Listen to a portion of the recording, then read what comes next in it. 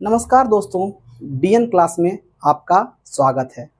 SSC GD previous year का जो सवाल है उसको हम लोगों ने एक सीरीज के माध्यम से हल करने का प्रोग्राम चलाया है। आप देख रहे हैं कि 2 शिफ्ट का जो एग्ज़ाम था उसका सॉल्यूशन मैथ का हमने अपने चैनल पे अपलोड कर दिया है। आज उसका तीसरा शिफ्ट का जो एग्ज़ाम है उसका मैथ का सॉल्यूशन हम लोग हल करने वाले हैं। तो आइए हम लोग क्लास का शुरू करते हैं। इस कड़ी में पहला प्रश्न जो दिया गया है कि एक वस्तु का अंकित मूल्य 28,500 रुपये है और इसका विक्रय मूल्य 15,675 रुपये है, तो छूट प्रतिशत हमें ज्ञात करना है। अब देखिए, अंकित मूल्य है 28,500 और विक्रय मूल्य है 15,675 रुपये। यहाँ से हम देखते हैं कि हमें डिस्काउंट कितना दिया गया है, तो यहाँ से हम इसको माइनस कर लेंगे। 10 में 5 घटा देते हैं, 5 हुआ, यहाँ पर बच गया 9 में 7 गया तो यहाँ बच गया 2, यहाँ 4 बचा, इससे लेते हैं तो 14 में से 6 गया तो यहाँ बचा 8, यहाँ देखिए 7 है, 7 में 5 गया तो 2 और 2 में से 1 गया तो 1। इस तरह से हम देख रहे हैं कि 12,825 रुपये हमको छूट मिलता है। हमें ज्ञात करना है छूट का प्रतिशत। 12,825 छूट है, कितना पर छूट दिया? अंकित मूल्य पर, यानी इतना पर छूट मिलता है। इसको हम परसेंटेज में व्यक्त कर लेते हैं। इतना गुने 100 और बटा 28,500। यहाँ से हम कट कर लेते हैं। यहाँ देखिए 5 से ये जा रहा है, 5 बचे 25, बचा 3, 5 सत्ती 35। यहाँ काटते हैं, 5 दूनी 10, यहाँ बचा 2, 2 पर 28, यहाँ 5 बचे 25, बचा 3 पर 2 32, 5 6 31, यहाँ बचा 2 और 5 बचे 25। इसके बाद हम देख रहे हैं कि ये 57 है, तो 19 से हम इसको कर देते हैं। 19 तिया 57, यहाँ पर देखिए 19 से कहीं 19 बचा, यहाँ पर 6 और यहाँ पर 6 66, तो 19 तिया 57 बचा 9 और 19 बचे 95। अब देखिए 3 से इसको कर देते हैं, 3 चौक 12 और 3 पचे 15। इस तरह से जो हमारा डिस्काउंट का परसेंटेज आ रहा है वो आ रहा है 45%। ये हमारा ऑप्शन नंबर बी में है और यही हमारा आंसर। क्वेश्चन नंबर 2 जो कि सरलीकरण से दिया गया है, इसका सॉल्यूशन क्या है हम लोग देखते हैं। यहाँ पर देखिए दिया गया है 16 गुना और ब्रैकेट दिया गया है 9 + 4 माइनस इधर 13 गुना 14, 50 माइनस इधर छोटी ब्रैकेट 12 + 12। तो इसको सरलीकरण के माध्यम से हम सॉल्व करते हैं, जो बोर्ड मास की प्रक्रिया पर लगभग आधारित है। यहाँ पर आइए देखते हैं। यहाँ पर 16 दिया गया है, हम दे देते हैं गुना।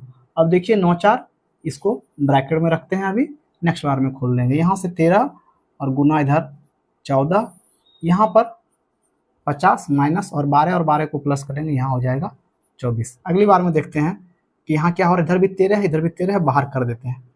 अब देखिए हमारा कितना बच गया, कॉमन अगर 13 को निकाल देंगे, इधर 16 इधर 14, दोनों को आपस में माइनस कर देंगे, कितना हो जाएगा 2। यहाँ देखिए 50 में 24 को माइनस करेंगे, कितना हो जाएगा 26। अब यहाँ देखिए कट कर दीजिए, ये 2 से कट गए और ये 2 भी कट गए आपस में, टोटल हमारा कितना आ गया, बच के 1। और यही हमारा आंसर है, option number B. Question number 3 ये काम और समय का सवाल है। इसमें हम देखते हैं कि 18 आदमी जो है किसी काम को 13 दिन में करता है। अब आदमी हमारा हो गया है 54, यहाँ बताना है कितना दिन लगेगा। तो आप देख रहे हैं कि आदमी हो गया है गुना 3 गुना आदमी हो गया है, तो समय कितना हो जाएगा, बटा 3 हो जाएगा। तो आंसर हम यहीं से दे सकते हैं 13/3। लेकिन आइए समझते हैं कि कैसे करेंगे। 18 आदमी है, काम कर रहा है 13 दिन में, तो एक आदमी रहेगा तो क्या होगा, 18 गुना 13, आदमी कितना हो गया 54, यहाँ से काट दीजिए, 18 3 54 और यहाँ पर ये हो गया 13/3 दिन लगेगा। यही हमारा आंसर है, ऑप्शन नंबर 2। अगला क्वेश्चन हमारा साधारण ब्याज से है। यदि एक निश्चित धनराशि साधारण ब्याज पर 8 वर्ष 6 माह में स्वयं की 3 गुना हो जाती है, तो वार्षिक ब्याज की दर कितनी होगी? अब देख रहे हैं यहाँ पर कहता है कि स्वयं की 3 गुनी हो जाती है, यानी अगर 1 रुपया है तो ये बन जाएगा कितना, 3 रुपया। तो अब देखिए ब्याज के रूप में कितना हो गया, 2 रुपया। हमको वही बताना है कि ब्याज का जो दर है वो कितना है, तो 2 रुपया ब्याज हो गया। ब्याज गुना ये 100 में कन्वर्ट करते हैं हम परसेंटेज में लाने के लिए। और समय कितना है, 8.5। 8 वर्ष 6 माह का मतलब 8.5 होता है, यानी हम ऐसे लिख सकते हैं 8.1/2। यहाँ से हम देखते हैं, यहाँ पर 2 गुना 100 है, 8 दूनी 16, 1 17/2, यहाँ पर 17 कर देते हैं, यहाँ पर 2 जो है ऊपर चला गया। आप देखिए कितना हो रहा है, ये 2 दूनी 4, यहाँ पर हो रहा है 400/17। इसको हमको परसेंटेज में कन्वर्ट करना है। यहाँ से आइए 17 से देखिए भाग लगाते हैं, 400 है तो 17 दूनी 34, यहाँ बच गया हमारा 6 पर 0, 17 तिया 51, यहाँ बच गया हमारा 9, यहाँ पॉइंट दीजिए, 17 पचे 85, बचा कितना 5, तो 17 दूनी 34। इस तरह से जो है हमारा जो ब्याज का दर होगा वो 23.52% होगा। आंसर नंबर ऑप्शन नंबर 3 यही हमारा। अगला सवाल जो कि हमारा मेंसुरेशन या वॉल्यूम से है, इसका कि हमको गोले की त्रिज्या दिया हुआ है और यहाँ पर हमको गोले का आयतन निकालना है। तो गोले का आयतन बराबर होता है 4/3 पाई आर क्यूब। आर यानी त्रिज्या, रेडियस यहाँ दिया हुआ है, तो हम यहाँ देखते हैं कि 4/3 पाई का वैल्यू होता है 22/7 गुना 4.2 गुना 4.2 और गुना 4.2। थोड़ा लंबा कैलकुलेशन है, लेकिन आइए हम लोग करते हैं। यहाँ से उड़ा दे ये भी 10 हो जाएगा, यहाँ से उड़ा दे ये भी 10 हो जाएगा, यहाँ से उड़ा दे इसमें भी 10 हो जाएगा। यहाँ से थोड़ा कट कर लीजिए। यहाँ देखिए 7 से काटेंगे इसको 6 हो गया, और 3 से काट दीजिए इसको 42 हो गया। यहाँ पर आ गया हमारा 4 गुना 22 गुना 2 गुना 42 गुना 42, और नीचे जो हमारा है 1000। अब यहाँ पर हम देख रहे हैं कि ऑप्शन के अकॉर्डिंग अगर हम इकाई अंक निकाल लें तो यहाँ से अगर हो सकता है तो आंसर आसानी से मिल जाए बिना कैलकुलेशन किए हुए। आइए देखते हैं। 2 को 2 से गुना करेंगे 4, 4 दूनी 8, 8 दूनी 16, लास्ट में 6, 6 को 4 से करेंगे 24, लास्ट में 4। अगर इकाई अंक किसी का भी 4 हो जाए तो वही हमारा आंसर होगा।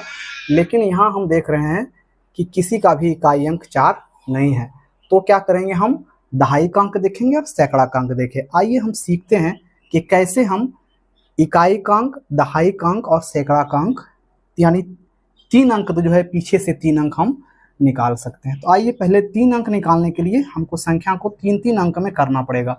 तो देखिए 22 को 2 से गुना करते हैं, 22 दूनी 44 को 4 से 176 होता है, गुना 42 को 42 से करेंगे, आप निकालेंगे 42 का स्क्वायर, इसका होता है 1764। हमें क्या करना है, इसका 3 अंक और इसका 3 अंक लेते हैं। अब देखिए इकाई का अंक निकालने के लिए ये 4 से इसमें 6 में गुना करेंगे, इकाई अंक कितना हो जाएगा 4, तो 6 चौक 24, यहाँ पे कितना बच गया हमारा, ध्यान रखिएगा 2 बच गया। इस बार क्या करते हैं, फिर से लिखते हैं 176 गुना 764, एक को मैं छोड़ दे रहा हूँ क्योंकि 3 अंक का बात है। अब क्या करेंगे, इस 4 को 6 से किए थे, इस 4 को आगे बढ़ाएंगे और 7 से करेंगे, ये 6 को 6 से करेंगे और 2 हमारा यहाँ बचा हुआ है, इसको जोड़ना है। अब 4 को 7 से करते हैं तो कितना होता है 28 होता है, और 6 को 6 से करते हैं तो कितना होता है 36 होता है। अब 28 और 36 को जोड़ते हैं तो कितना होता है हमारा 28 दूनी 56, और यहाँ पर 8 64, और यहाँ पर 2 है, यानी कितना हो जाएगा 66। तो यहाँ तो 4 था ही, दूसरा अंक हमारा कितना आ गया 66 का 6, और बाकी कितना रह गया, बाकी ध्यान रखना है 6। इस बार हमको 3 अंक तक देखते हैं, 1 7 6 है, गुना है 7 6 4, हमारा बाकी 6 है, याद रखिएगा। इस बार क्या करेंगे, 4 को देखिए 7 से कि 4 को इस बार आगे ले जाएंगे, 1 से करेंगे, और 6 को इस बार 7 से करेंगे, और 7 को इस बार 6 से करेंगे।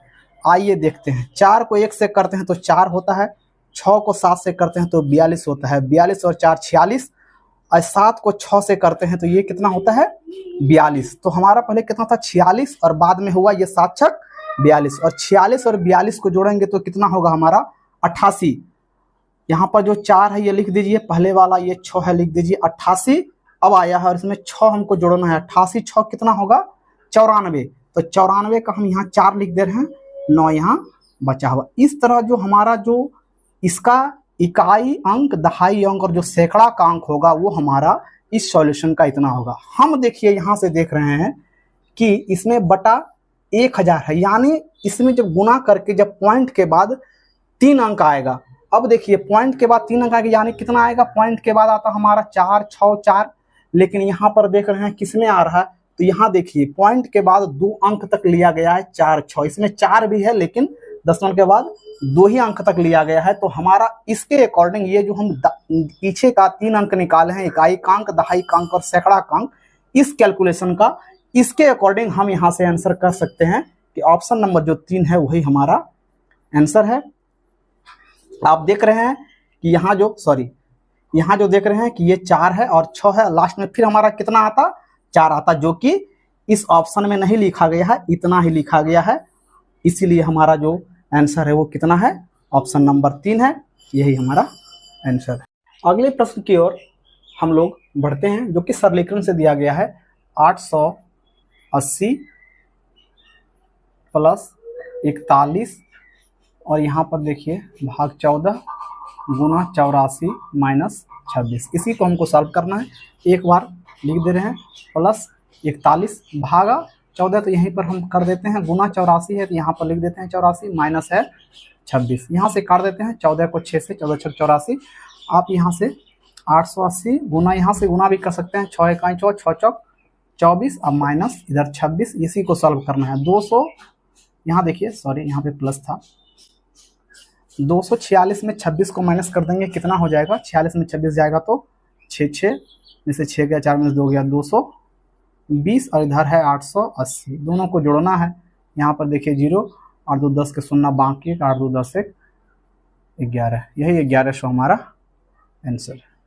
क्वेश्चन नंबर 7 जो कि हमारा परसेंटेज से दिया गया है कि यदि किसी संख्या में से 25 घटा दिया जाए तो वह संख्या स्वयं की 50% हो जाती है, वह संख्या क्या है। आप देखिए यहाँ पर स्पष्ट है कि 25 घटाने से वो 50% हो जाता है।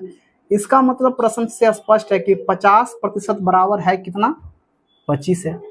पूरा संख्या निकालना है यानी हमको 100% निकालना है, तो 50 को 2 से गुना करेंगे, ये 100% हो जाएगा। क्या किए, 50 को दुगुना किए, इधर भी 2 से गुना कर दीजिए, 25 गुना 2 बराबर कितना आ जाएगा हमारा, 50, यही हमारा आंसर है, ऑप्शन। अगले प्रश्न की ओर हम बढ़ते हैं, जो कि यहाँ पर बट्टा से दिया गया है। एक कुर्सी का अंकित मूल्य 5000 रुपये है, 10% और x% की 2 क्रमागत छूट के बाद कुर्सी का मूल्य 3150 रुपये हो जाता है। यहाँ पर हम देख रहे हैं कि अंकित मूल्य 5000 है और पहला 10% बट्टा एक दिया गया है, दूसरा बट्टा हमें ज्ञात करना है जो कि x है, और फाइनली जो मूल्य होता है वो 3150 रुपये हो जाता है। तो 5000 का 10% पहले बट्टा दे दिया, यानी कि पहला बट्टा देने के बाद मूल्य कितना रह जाएगा, तो 10% छूट दिया, यानी कितना बच गया, 90%। यहाँ से हम काट देते हैं, 9 5 45, यानी जब पहला बट्टा दे देता है तो उसके बाद दाम हो जाता है 4500। अब जो है दूसरा बट्टा का हम देखते हैं, 4500 रुपया है और दूसरा बट्टा देकर दाम कितना हो रहा है, 3150 रुपये। यहाँ से देख लेते हैं कितना माइनस हो रहा है, 0 को 0 से माइनस कर देते हैं, 0 10 में से 5 गया 5, यहाँ बचा कितना 4, 4 में से 1 गया तो बचा 3, और यहाँ से 4 में से 3 गया तो बचा 1, तो 1350 रुपये हमको छूट दिया गया है, कितना पर, 4500 पर। निकाल देते हैं कितना परसेंट होता है, 1350 और यहाँ होता है 4500, यहाँ होता है 100। यहाँ देखिए ये कट जाता है और 45 को 3 से करेंगे तो 45 3 135, ये तो इस तरह से हमारा जो दूसरा बट्टा है वो निकल गया, जो कि हो रहा है 30%, ऑप्शन नंबर बी। अगले सवाल की ओर हम लोग बढ़ते हैं, जो कि 9 नंबर का सवाल है। ये देखिए, ये सवाल जो बोर्ड पर दिखाई दे रहा है काम और समय का सवाल है। ए और बी एक अकेले तौर पर अगर काम करता है तो 20 दिन में और 60 दिन में पूरा कर सकते हैं। उन्होंने एक साथ काम शुरू किया, लेकिन ए ने कुछ दिनों के बाद काम छोड़ दिया और बी ने शेष काम 12 दिनों में पूरा किया। काम की शुरुआत से कितने दिनों के बाद ए ने काम छोड़ दिया। अब देखिए यहाँ से निकाल लेते हैं, यहाँ पर ए है और ये बी है। ए करता है अकेले अगर करे तो 20 दिन में, बी अगर अकेले करे तो 60 दिन में। दोनों का एलसीएम निकाल लेते हैं 60। एफिशिएंसी कितना होगा 20, यहाँ 60 काम है और 20 दिन में करता है, तो ये इसका एफिशिएंसी 3 हो गया, इसका एफिशिएंसी 1 हो गया। अब देखिए सवाल कहता है कि बी ने शेष काम 12 दिनों में पूरा किया, यानी जो अंतिम 12 दिन था उसको सिर्फ बी ने काम किया। अब देखिए बी का काम, एक दिन का काम कितना होता है, 1 होता है, तो 12 दिन किया तो कितना काम कर दिया, 12 काम वो अकेले किया है। शेष काम जो बचा था, यहाँ से 12 काम हटा देते हैं, ये बच गया 48 काम। अब देखिए जो 48 काम था ये शुरू से लेके ए और बी दोनों साथ साथ किया है, तो वही कहता है कि ए ने कितना दिन के बाद काम छोड़ा। कहने का मतलब है कि दोनों साथ साथ जो कर रहा था, तो ए जो है कब छोड़ता है और वहां से बी जो है 12 दिन करता है, तो बी का 12 दिन का काम निकाल के घटा दिए, अब जितना भी निकालेंगे वो निकलेगा दोनों साथ साथ जो काम कर रहा था वो वाला दिन, यानी 48 काम जो हमारा बचा हुआ है जो कि दोनों साथ में करता है। अब 48 काम है और दोनों का एफिशिएंसी कितना हो गया, 3 और 1 4।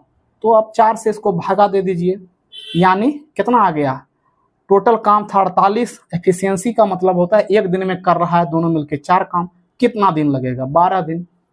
यानी दोनों जो है मिलकर 12 दिन में उस काम को समाप्त करते हैं और यही हमारा आंसर है ऑप्शन नंबर 1। अगले प्रश्न की ओर हम चलते हैं जो कि औसत से दिया गया है। 6 दोस्तों की औसत ऊंचाई 144 सेंटीमीटर है। 150 सेंटीमीटर वाला की ऊंचाई वाला जो है एक लड़का समूह को छोड़ देता है। अब समूह में जो भी है उसकी नई औसत ऊंचाई ज्ञात करें। अब देखिए यहाँ पर एक कॉन्सेप्ट समझना है कि 150 वाला जो है वो ग्रुप से निकल जाता है।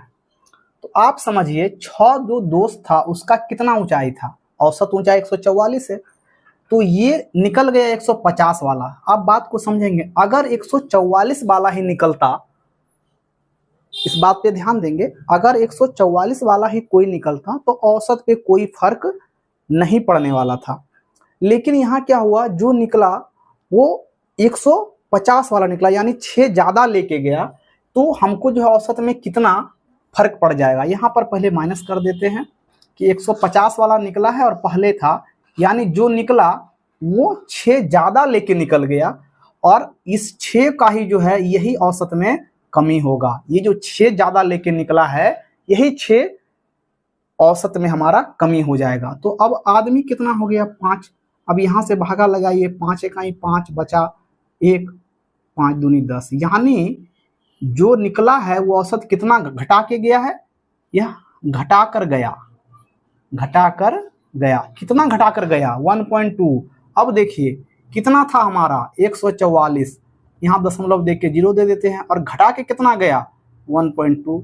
देखिए क्या होता है, 10 में से 2 गया तो 8 हो गया, यहाँ बच गया 3, 3 में से 1 गया तो कितना बचा 2, यहाँ पर हो गया 4, यहाँ पर हो गया 1, यानी कि अब जो हमारा नया औसत होगा वो कितना होगा 142.8, ऑप्शन नंबर 2। सवाल जो कि हमारा अनुपात से दिया गया है कि पीतल में तांबे और जस्ते का अनुपात 25:12 है। 370 केजी पीतल में तांबे की कितनी मात्रा होगी। हमें तांबे की मात्रा ज्ञात करनी है। टोटल जो मात्रा है वो हमारा दिया गया है 370 और जो तांबे का अनुपात है वो कितना है हमारा 25 है और टोटल जो दोनों का रेशियो होगा उसको हम अगर प्लस करते हैं तो 25 और 12 यहाँ पर कितना हो जाएगा 25 12 37। यही देखिए हमारा यहाँ से ये 10 हो गया, कटने के बाद ये कितना आ गया 250। ये किसका मात्रा था हमारा तांबे का,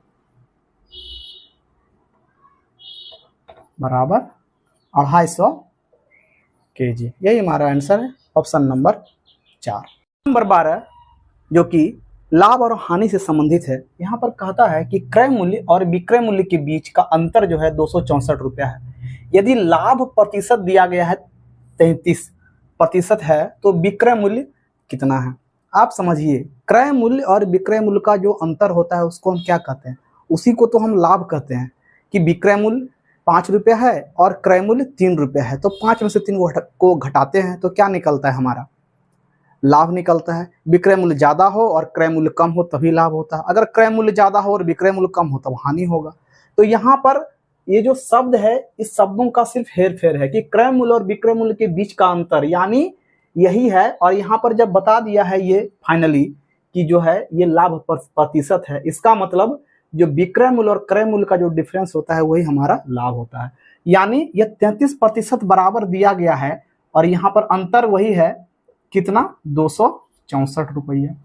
तो अब देखिए अगर हम 100% निकालेंगे तो वो क्रय मूल्य निकलेगा और 33% उसमें जोड़ के निकालेंगे तो वो विक्रय मूल्य निकलेगा। हमको निकालना है विक्रय मूल्य, तो सीधा हम 133% निकालते हैं। 33% बराबर इतना, तो 1% बराबर इतना बटा 33, 133% बराबर जो कि सीधा आंसर आएगा हमारा विक्रय मूल्य निकलेगा 264 बटा 33 और गुना 133। अब इसको काट लीजिए। देखिए ये 11 से कट रहा है बहुत आसानी से। 11 दूनी 22, यहाँ बचा 4, 11 चौक 44, 11 तिया 33, 3 से फिर काट दीजिए, 3 अठे 24, इसको गुना कर दीजिए।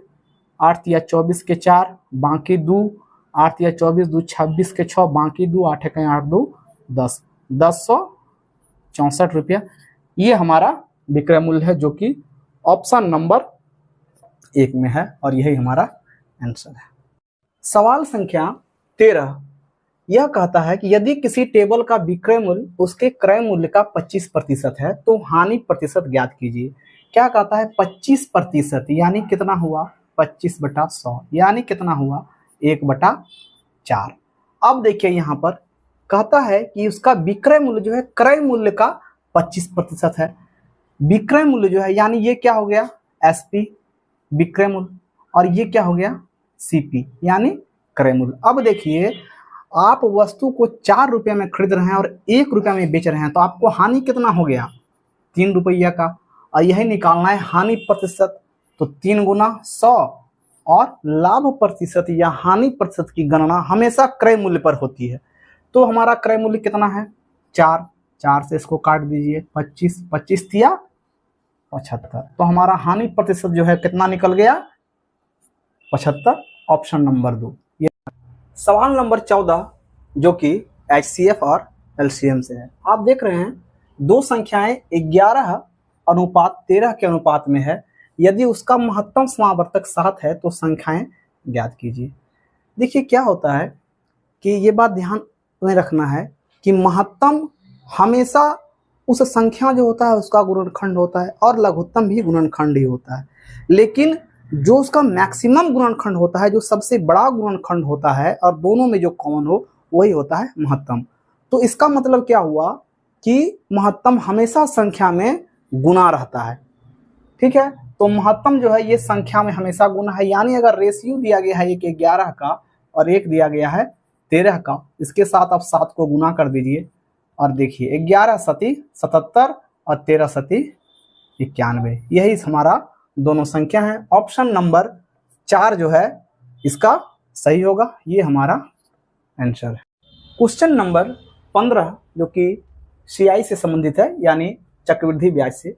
इसमें कहता है कि यदि ब्याज वार्षिक रूप से संयोजित हो रहा है 30% वार्षिक चक्रवृद्धि ब्याज की दर से कितनी धनराशि 2 वर्ष में 9,464 रुपया हो जाएगी। यहाँ देखिए जो दर का परसेंटेज दिया गया है वो दिया गया है कितना हमारा 30%, यानी कितना हुआ 3/10। इसका मतलब होता है कि अगर 10 रुपया आपका मूलधन है तो 3 रुपया ब्याज होता है, तो मिश्रधन कितना हो जाएगा 10 और 3 13 रुपया, यानी 10 रुपया मूलधन है तो मिश्रधन हो गया हमारा 13 रुपया। अब कहता है 2 साल, तो इधर भी स्क्वायर कर दीजिए और इधर भी स्क्वायर कीजिए। और कहता 3 साल, तो यहाँ भी करते क्यूब यहाँ भी करते क्यूब। अब देखते हैं कितना होता है, यानी ये हो गया 100 और 13 का स्क्वायर आपको पता है कि 169। ये क्या है मिश्रधन, मिश्रधन का ये। और मिश्रधन देखिए यहाँ पर क्या दिया हुआ है कि इतना होता है, यानी जो 169 का जो ये जो रिप्रेजेंट करता है 169 के रिप्रेजेंट कितना करता है 9,464 को, यानी 169 बराबर हो गया 9,464। हमको निकालना है एक बराबर, क्या करेंगे 100% निकालना है 9,464 और यहाँ पर 169 गुना 100।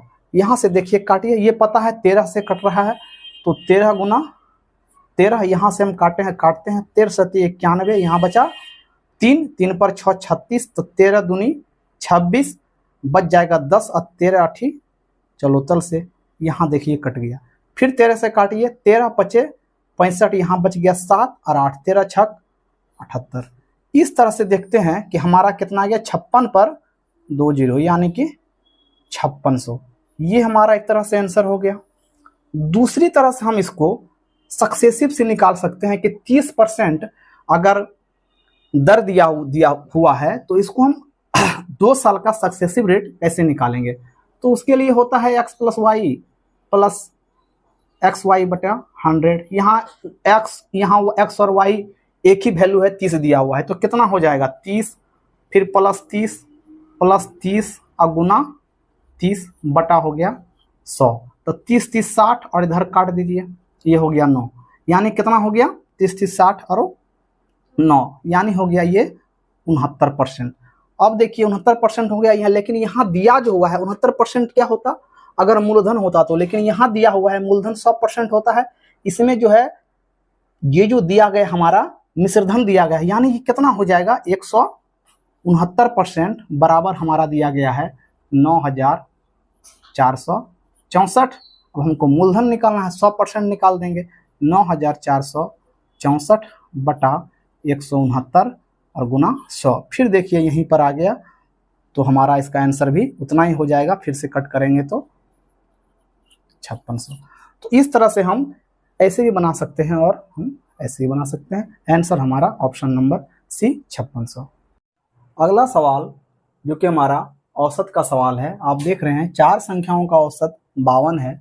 प्रथम 2 संख्याओं का औसत अन्य 2 संख्याओं के औसत का 3 गुना है, तो प्रथम 2 संख्याओं का योग हमें प्राप्त करना है।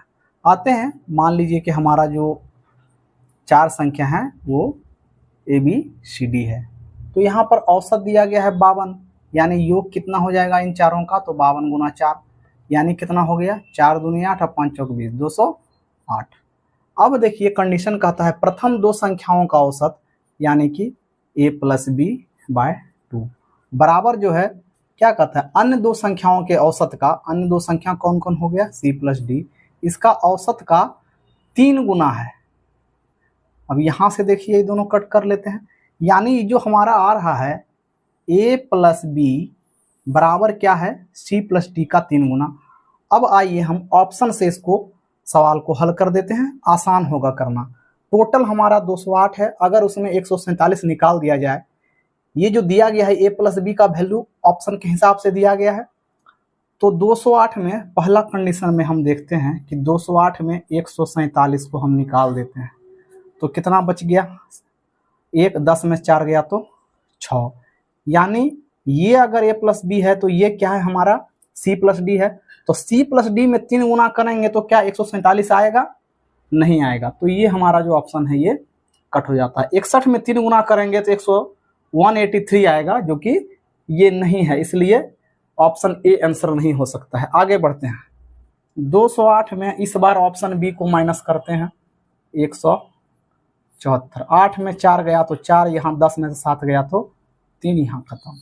तो अब देखिए क्या 34 में 3 गुना करेंगे 174 आएगा हमारा, 34 को 3 से गुना करेंगे 102 आएगा, 174 नहीं आएगा, तो ये भी हमारा ऑप्शन गलत हो गया, सही नहीं है। आते हैं 3 नंबर में, 208 को इसमें 156 माइनस करते हैं, 8 में 6 जाएगा तो कितना बचेगा 2, 10 में से 5 जाएगा तो कितना बचेगा 5, यहाँ पर ये देखिए 52 में गुना 3 करते हैं, हमारा देखिए कितना आता है, यहाँ देख लेते हैं, 3 दूनी 6 और 5 तिया 15, यानी कि ये जो है इसके बराबर है। कहने का तात्पर्य है कि C+D में 3 गुना करने से A+B हमारा आना चाहिए, यही जो है इस इक्वेशन पर जो फिट बैठेगा वही हमारा आंसर होगा, जो कि 3 नंबर ऑप्शन में हम देख रहे हैं कि हो रहा है। इसको माइनस करने से क्या पता चला, ये हमारा A+B दिया गया है यहाँ पर, और हम माइनस किए तो ये क्या निकला C+D निकल गया, जो बच गया वो C+D है टोटल में।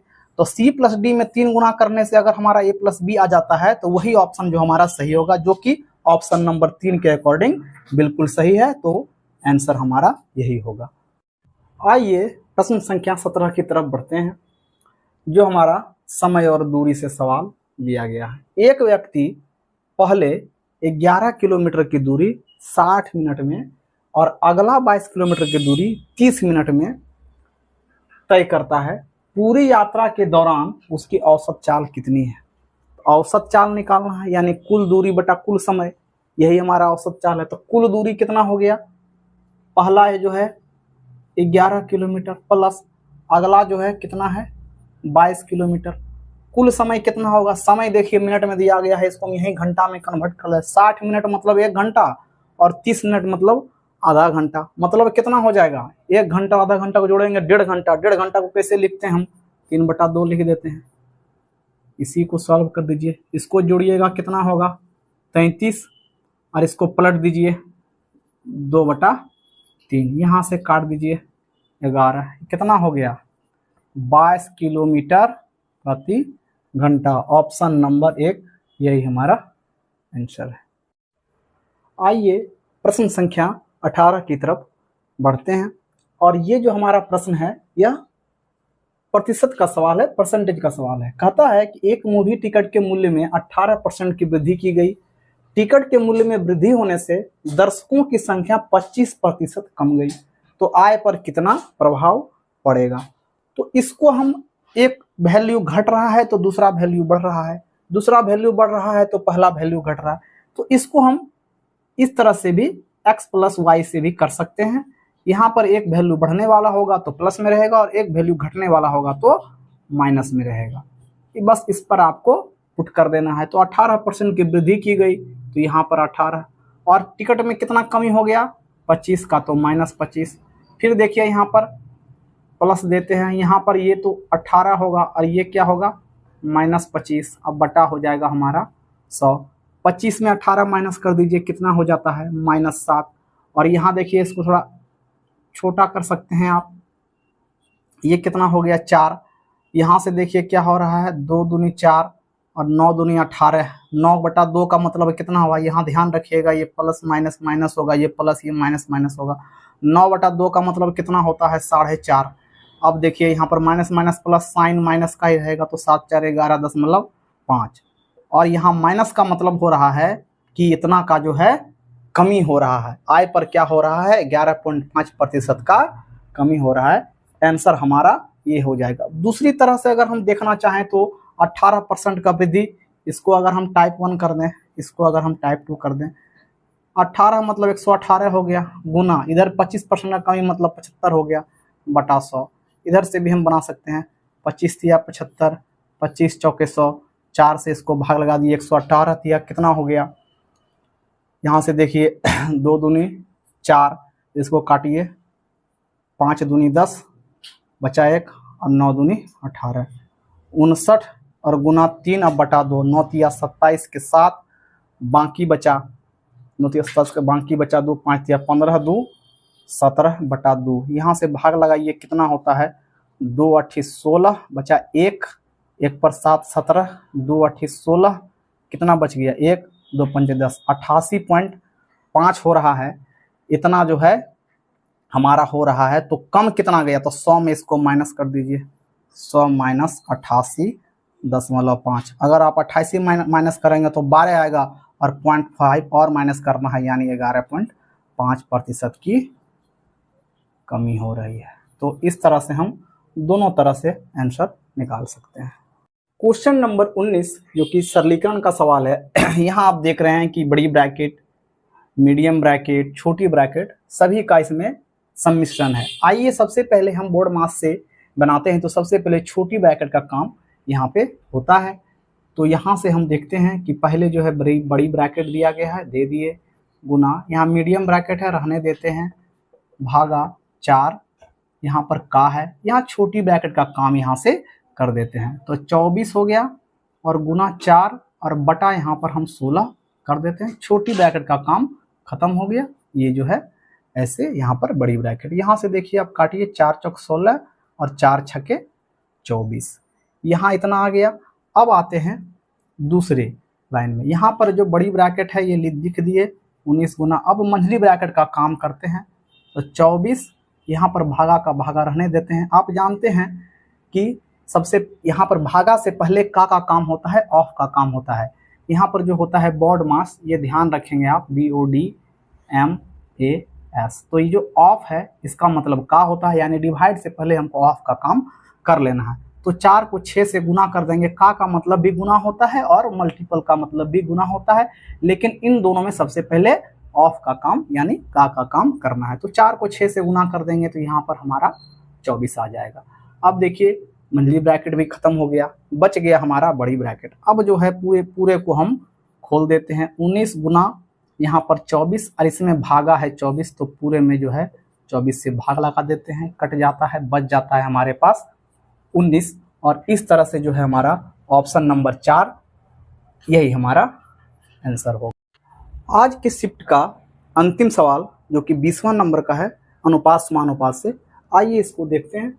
यहाँ पर दिया गया है यदि P अनुपात Q अनुपात R बराबर दिया गया है 9 अनुपात 10 अनुपात 11 है, तो P प्लस Q अनुपात Q प्लस R अनुपात R प्लस P का मान क्या होगा। तो यहाँ जो दिया गया है रेशियो, इसी से हम जो है इसका सॉल्यूशन कर देते हैं। तो आप देखिए P प्लस Q, तो P कितना दिया गया है और Q कितना दिया गया है, 10 और 9, इसको जोड़ के लिख देते हैं, 19 हो गया। Q प्लस R यानी 10 और 11 कितना हो गया, 21। R प्लस P यानी 11 और 9 कितना हो गया, 20। आप देखिए 19, 21, 20, ऑप्शन नंबर ए, ये हमारा आंसर है। तो इस तरह से आज हमने प्रीवियस ईयर का शिफ्ट 3 का मैथ का सॉल्यूशन देखा। ये सीरीज चलाने का मूल उद्देश्य है आप एग्जाम में इस बार जब जाएं तो मैथ से भागे नहीं और इतना ज़्यादा प्रैक्टिस रहे आपका कि आप अच्छा अंक उसमें ला पाएं। हमारा मूल उद्देश्य है आपको सफल बनाना, और आपके सफलता में हम जितना सहयोग होगा उतना हम अपना भागीदारी निभाएंगे। आपको है बस परिश्रम अपना लगाना है। वीडियो देखने के लिए बहुत बहुत धन्यवाद, बहुत बहुत शुक्रिया।